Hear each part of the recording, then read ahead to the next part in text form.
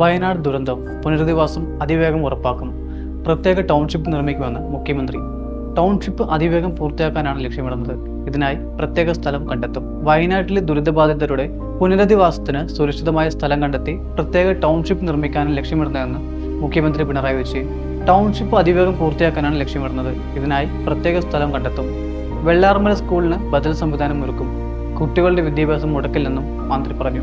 വയനാട് ഉരുൾപൊട്ടലിൽ രക്ഷാപ്രവർത്തനം അവസാന ഘട്ടത്തിലെന്നും മുഖ്യമന്ത്രി പറഞ്ഞു. ചാലിയാർ പുഴയിലും തിരച്ചിൽ തുടരുന്നുണ്ട്.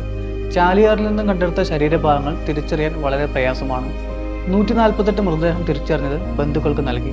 തിരിച്ചറിയാനാവാത്ത 68 മൃതദേഹങ്ങൾ പൊതുശ്മശാനത്തിൽ സംസ്കരിക്കും.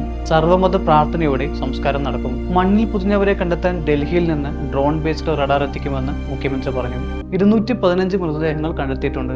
ഇതിൽ 87 സ്ത്രീകളും 98 പേർ പുരുഷന്മാരും 30 പേർ കുട്ടികളുമാണ്. 206 പേരെയാണ് ഇനി കണ്ടെത്താനുള്ളത്. 93 ദുരിതാശ്വാസ ക്യാമ്പുകളിലായി 10,042 പേർ കഴിയുന്നുണ്ട്. 81 പേർ പരിക്കേറ്റ ആശുപത്രിയിൽ കഴിയുന്നു. 1419 പേർ രക്ഷാപ്രവർത്തനത്തിൽ രംഗത്തുണ്ട്. പരമാവധി ജീവൻ രക്ഷിക്കാനാണ് ഓരോ ഘട്ടത്തിലും ശ്രമിച്ചത്. ജീവന്റെ ഒരു തുടിപ്പെങ്കിലും ഉണ്ടെങ്കിൽ രക്ഷിക്കാനായിരുന്നു ശ്രമമെന്നും മുഖ്യമന്ത്രി പറഞ്ഞു. വയനാട് ദുരന്തത്തിന്റെ കാരണം വിശദമായി പരിശോധിക്കുമെന്ന് മുഖ്യമന്ത്രി വ്യക്തമാക്കി. മുന്നറിയിപ്പ് മോഡൽ രൂപീകരിക്കാൻ കാലാവസ്ഥാ കേന്ദ്രത്തോട് നിർദ്ദേശിച്ചു. പ്രവചന ഉപാധികൾ രൂപീകരിക്കണം. അടിയന്തരമായി ഇത് നടപ്പാക്കുമെന്നും മുഖ്യമന്ത്രി അറിയിച്ചു.